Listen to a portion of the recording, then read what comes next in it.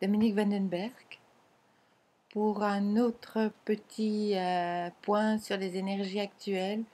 Les points sont plus rapprochés, les énergies sont de plus en plus rapides. C'est la raison pour laquelle nous avons acheté commande en ligne le commandant de la flotte galactique qui est là pour vous dire que vous n'avez pas de raison d'avoir peur, que les énergies sont là effectivement pour secouer, pour permettre à ceux qui n'ont pas encore pris le chemin de leur âme d'aller de l'avant et de bouger vers ce qui est juste pour eux. N'oubliez pas que votre âme a déjà choisi, que ça ne sert à rien de résister.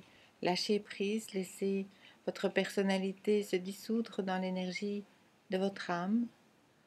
Les êtres qui partent pour l'instant, ce sont des êtres qui ont choisi ce chemin de retour à la maison maintenant, et il y en aura de plus en plus. Ne vous accrochez pas à ce monde, à ces événements que vous voyez. Pensez à vous, à monter vos vibrations, à être bien avec vous-même, parce que je vous rappelle cette merveilleuse phrase de Gandhi: chaque âme qui s'élève élève le monde. C'est en mettant votre attention sur ce que vous voulez que les choses vont avancer, et elles avancent très vite.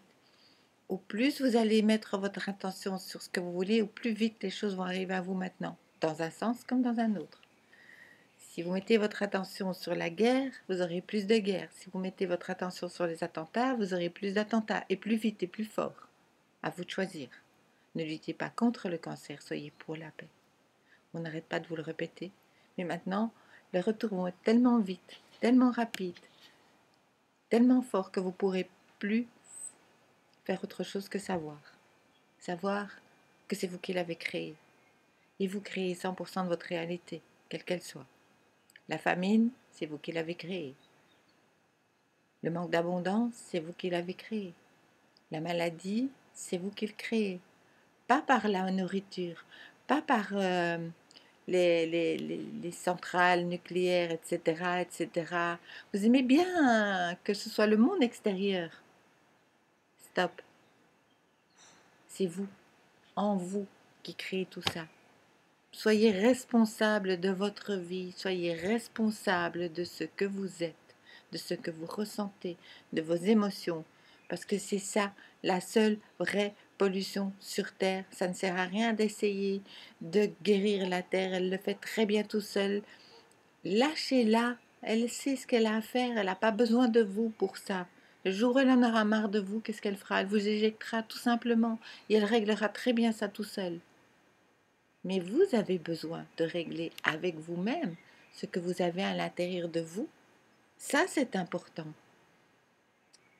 Vous avez des maladies, réglez les émotions qui vont avec et qui l'ont créé. Vous n'allez pas guérir la grippe en mangeant des patates douces ou en mangeant des fruits ou de la viande ou quoi que ce soit d'autre.